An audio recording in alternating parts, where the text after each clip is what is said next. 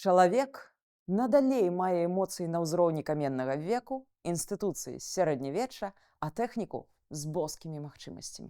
Пісаў амерыканскі біёлаг і пісьменнік Эдвард Уілсон. Крыўна пра эмоцыі, праўда?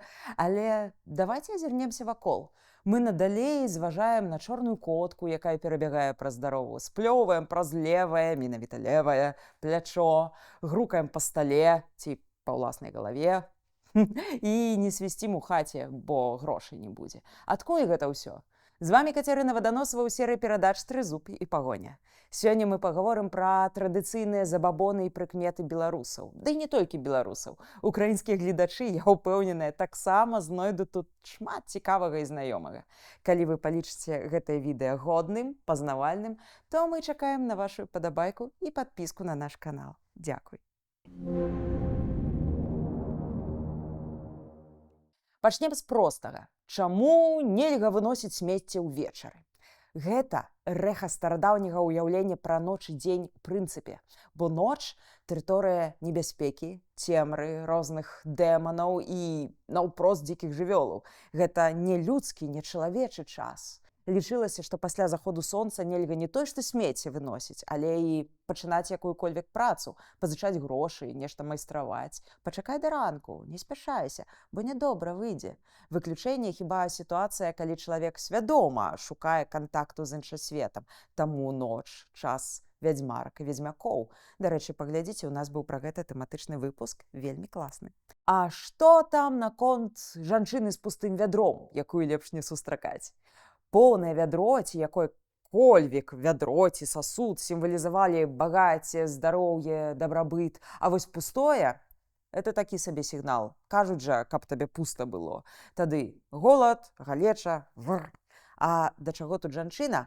Яе таксама сімвалічна лічылі сасудам, які дорыць жыццё, калі ён поўны. А вось пустая жанчына – гэта бяда, бо гаворка пра бясплоддзе. Але тут быў народны хітрык. Каб падмануць магічную рэальнасць, жанчына магла накрыць вядро накрыўкай. І ўсё, нібыта яно поўнае. Ці вось, напрыклад, не свісці, бо грошай не будзе. Ну, хаця б дома ў сябе не свісці. Лічыцца, што тут гаворка пра вельмі далікатнае стаўленне традыцыйнага чалавека да любых нехарактэрных для чалавека гукаў. Калі ты перадражніваеш нейкую жывёліну ці свісціш, як птушка, значыць, ужо робіш нейкае магічнае дзеянне. Асцярожна!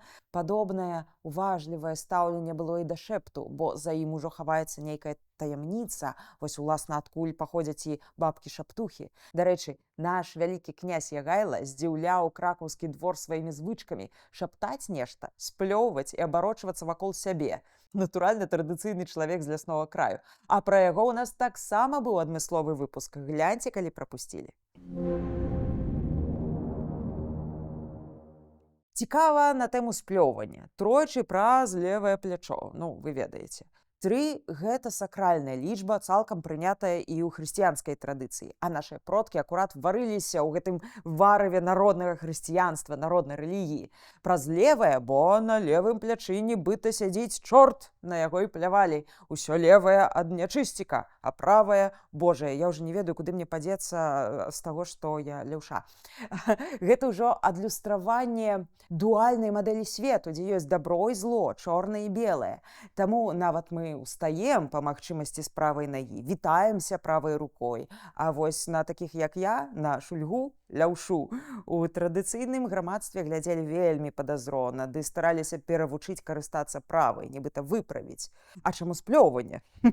Усе чалавечыя выдзяленні, як лічылася, мелі сувязь з іх носьбітам, з чалавекам. У дадзеным выпадку мы сплёўваем нейкі моўны негатыў, калі сказалі нешта нядобрае або благую думку, а вось пляваць у крыніцу, калодзеж ці на агонь, у ачак, напрыклад, гэта катэгарычна нельга, гэта табу, бо ўсё вернецца. У традыцыйнай медыцыне была нават хвароба вогнік, адмыслова для тых, хто плюе ў агонь, бо сакральная стыхія. На зямлю, бацькоўскую, радзючую, матухну зямлю пляваць таксама не спяшайся, бо яна ж святая, бо корміць.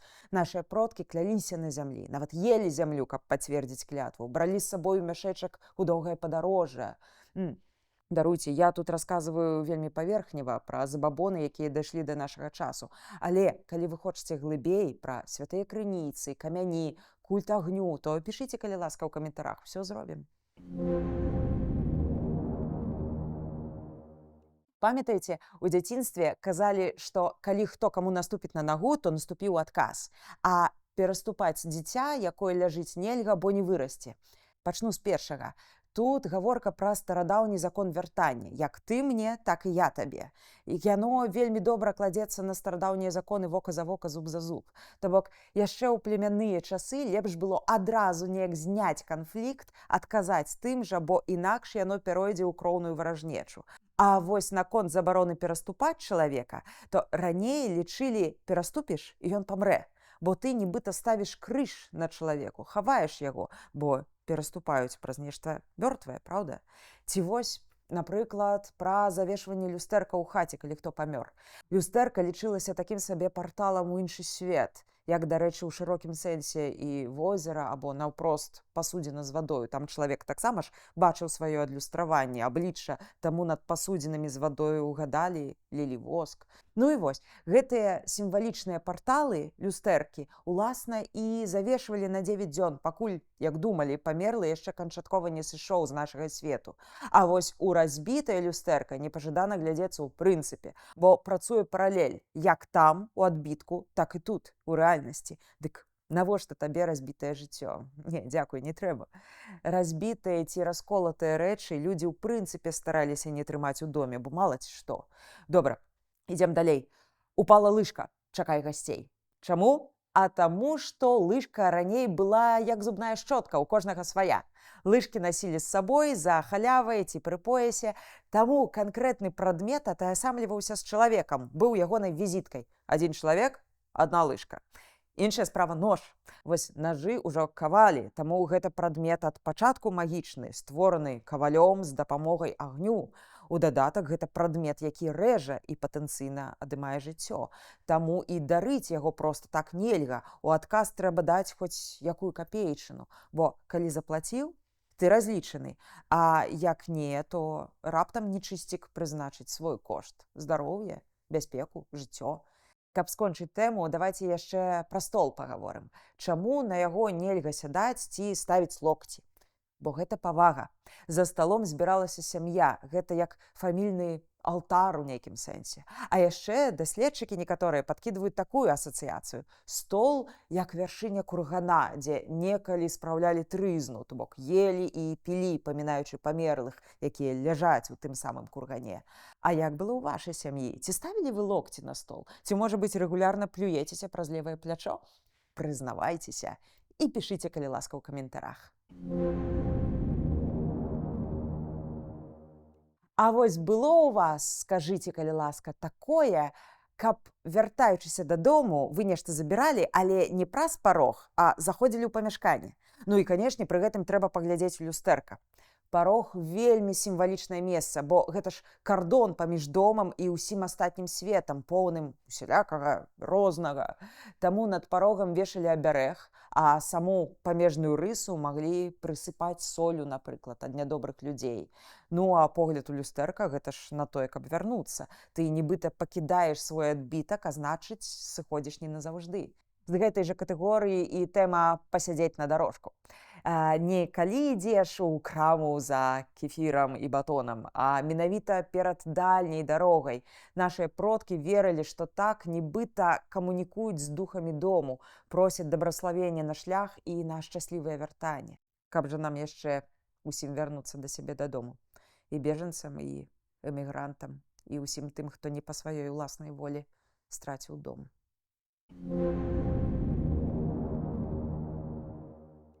Пра што сведчыць неймаверная жывучасць забабонаў? Чаму яны дагэтуль з намі? Ёсць думка, што гэта гісторыя пра спробу хоць неяк пераадолець няўпэўненасць, невядомасць, сітуацыю, на якую ты ніяк не можаш паўплываць. Ёсць правілы бачнага свету, а ёсць правілы і табу для нябачнага.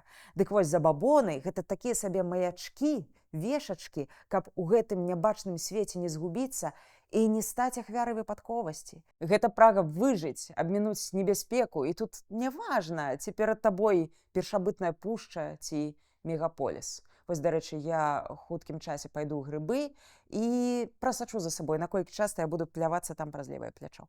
А што вы думаеце? Напішыце ў каментарах і распавядзіце, калі ласка, пра забабоны, якія, магчыма, былі ў вашай сям'і ці ў вашай мясцовасці. Гэта ж вельмі цікава, мы ўсё прачытаем. А на сёння час развітвацца. Будзьма разам з сапраўднай гісторыяй. Будзьма разам з Украінай.